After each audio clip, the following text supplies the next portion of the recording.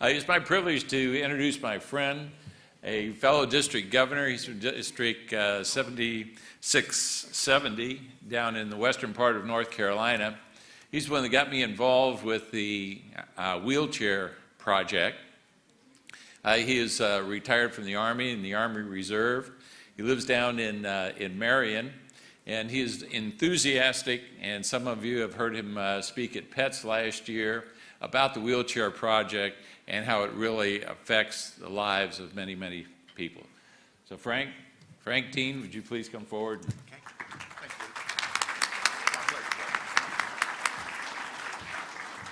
First off, we'll get a little administration work out of the way. Those of you that were at PETS last year when I spoke in Blacksburg, would you please stand up? Okay. Now I want the rest of you to look around.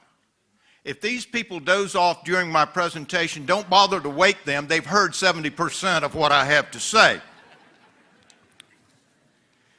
Well, if we could get the gentleman back there in the back to fire me up, very good. We're going to see if this thing will work. No? My fallback plan.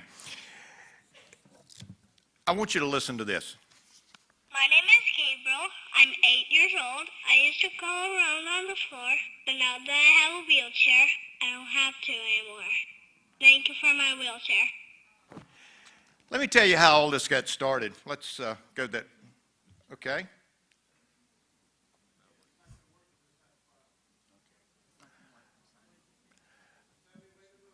Okay, go ahead and move it. I love technology. I'm going to tell you a story about my journey with Rotary. I'm fortunate enough and blessed enough to be a member of the most powerful humanitarian organization on the face of the earth. And my journey began in 1999 in the slums of Bogota, Colombia, when we went down there on a discovery grant. Well, I was very moved by what I saw. 1999, I want you to think back.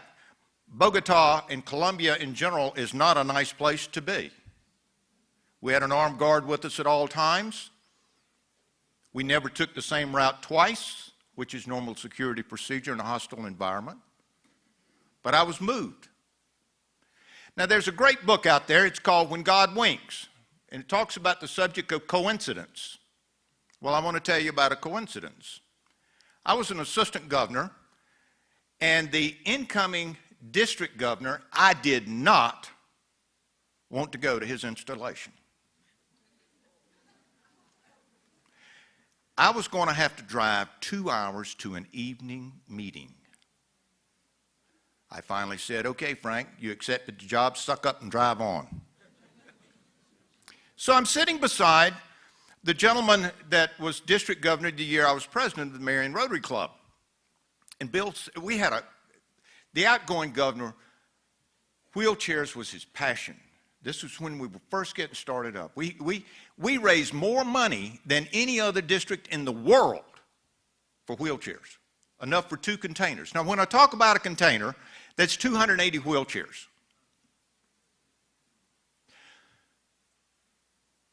My former district governor says, Frank, do you know we made all this money we raised?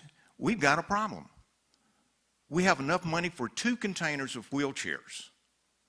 And Dennis is concerned that the second container, which was, by the way, going to Guatemala, is going to be warehoused. So I went up to Dennis after the meeting. I said, Dennis, can I have that other container of wheelchairs? And he said, well, what are you going to do with them? I said, I'm going to take them to Bogota, Colombia. He said, okay, let me call John Grant at the Wheelchair Foundation, who's a good friend of the board's over here. And John said, nobody goes to Colombia. He said, I got a guy that'll take them in. He said, okay. Well, next slide, please. I went back, and this is what the slum looks like. I thought at this time, now I've been around the world spot, and this was the worst place I'd been in up to that time. You're going to see in a minute that my journey had yet to begin. Okay, let's go to the next one. And there's past District Governor Tony Baker. That's Rotary seal. And by the way, you'll look down there on the bottom, and it says, "Thank you, Rotary Club of Marion, North Carolina, and District 7670. By the time Tony and I went back there, we had given $47,500. And let's go to the next slide, please. Well, I'm standing there in the lobby, and I'm getting a briefing. And I feel this little person standing beside me, and it's this little girl. So I stick my finger out. She takes my finger, and she stayed with me the entire time I was in that clinic, okay? Now, you know Rotarians can't do bricks and mortar, but what the Rotarians in Bogota did was they built a second-story addition. Now, when we first went in there, the Rotarians did not want to go, but they could not believe how poorly their people lived. Well, now, the road was so rutted, you had to have a four-wheel drive to get in there, and there's thousands of people that live in this slum. The road is paved. Dozens of Rotarians every day are in there, in that school and in that nursery, working with those children. Okay, next one. And that's Gretchen. I was talking to Gretchen after everyone had left, and she said, "I just want to thank you," and she started to cry. She said, "Without the money that you have given to this clinic, I could never provide the dental care for my people because it was very rudimentary when we first went in." Okay? Now, this is the man that changed my life. I'm in an auditorium of a hospital. And as I'm speaking to the group and telling them how the wheelchairs wound up there, 3 soldiers bring this man in, and they take him from a hospital wheelchair and they put him into a wheelchair foundation chair. Well, I finished my presentation. I turned and I said, "Is that man a soldier up there?" And they said, "Yes, sir, he is." I said, "Well, from one soldier to another soldier, I want you to accept that wheelchair as my personal gift to you." You could have heard a pin drop in that auditorium. Well, after it was over with, they said, "Sir, the man would like to speak to you." He had stepped on a landmine, blown the leg at the right knee, pin in his right arm, but what I want you to look at is the look of endearment on the man's face. I'm glad the only thing you can see of me is my hand. Now I'm going to share with you the most humbling moment of my entire life. We feel good. We have put the metal on the target. We've distributed these wheelchairs. First container of wheelchairs ever to go into Columbia, and by the way, I will tell you over 12,000 have gone to Columbia now because we proved it was safe to go in. But with that said, we're drinking wine, we're eating cheese, we're patting each other on the back, and we stayed in this air-conditioned hospital for about an hour to an hour and a half. It is sweltering hot outside. We go out, and there's this man walking across the parking lot, and he's coming to me. And he said, "I was not about to leave today until I had an opportunity to personally shake your hand and thank you." He said, "You see, my son is 14 years old, and he has multiple sclerosis. Until today, every time I move my child, I had to put his arms around my neck and carry him on my back." Okay.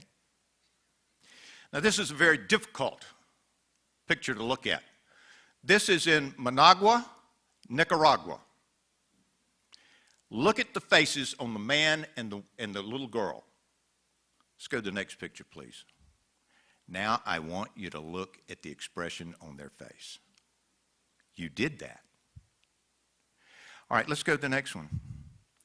I mean, they come in all shapes, forms, and sizes.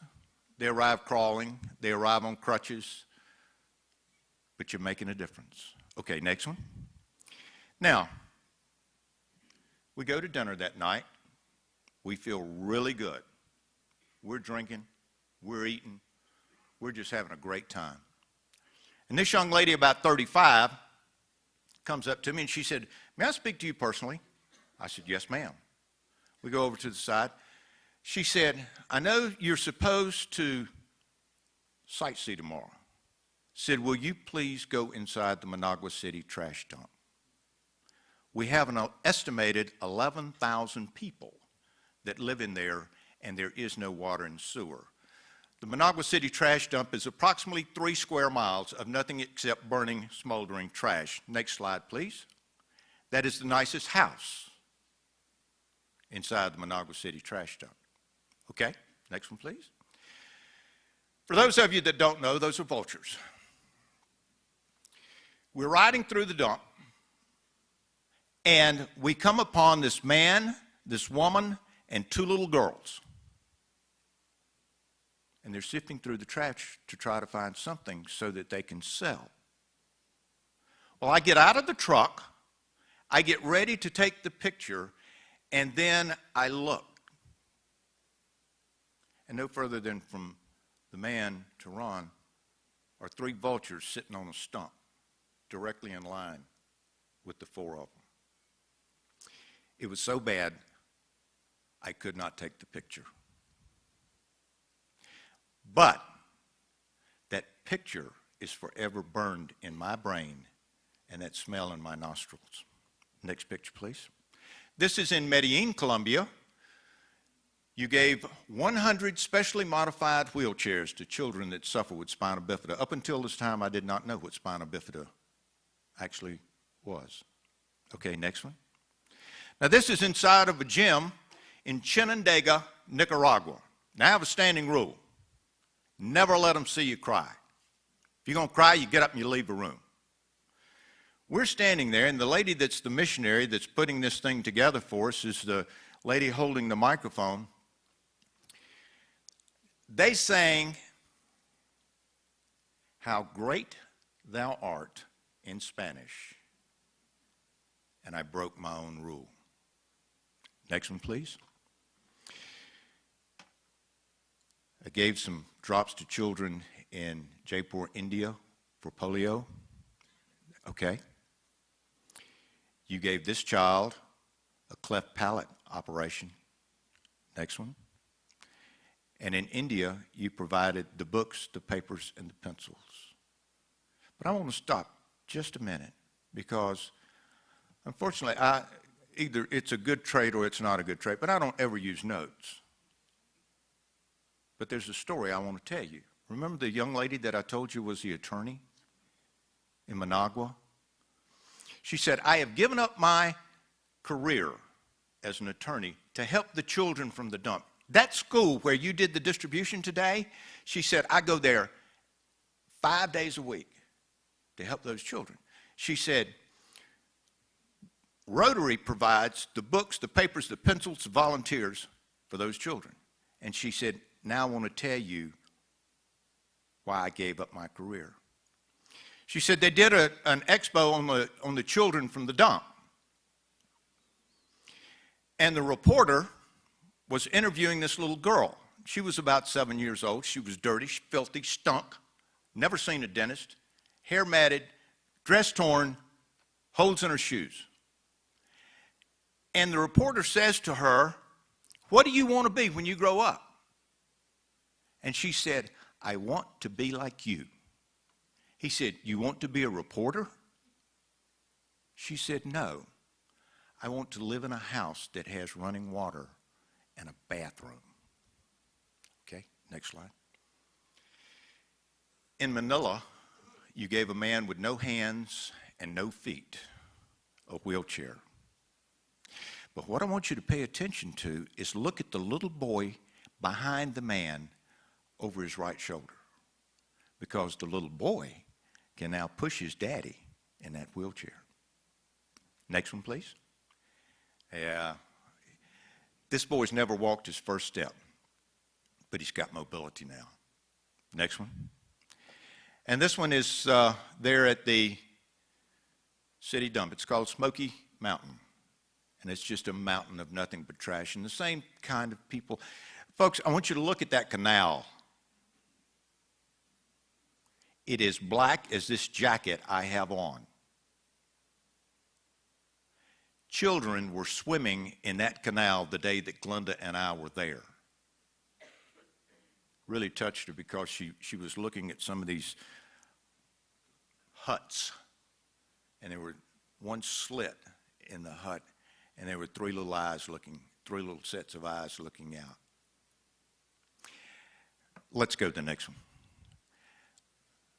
Well, one of the most amazing men I've ever met in my life. How am I doing on my time? Tight? I believe in ending on time. But I'll tell you real quick about Father Rocky, and then I'll bring it to a close.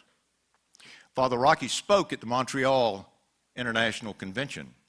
Father Rocky was an administrative person in the Catholic Church in the Philippines. He dreamt one night that he was walking along and he felt someone behind him. And he stopped and he turned around and looked, and there was a handful of little boys. Well, he kept on walking, stopped, turned around, looked back. There's 100 little boys. Turns around and he walks, and he stops, looks back, and now there's 1,000 little boys. Next day, they meet with the bishop. Father Rocky says to the bishop, because it's always on the agenda, homeless children. Get to that part. Father Rocky says, Bishop, we've been talking about this for 20 years. When are we going to finally do something? He said, nobody volunteered. He said, I volunteer. He goes home. He said, what have I done? Well, 7 times that night, Father Rocky tried to call the bishop. He'd get to that last digit on that rotary phone, and he couldn't dial the number.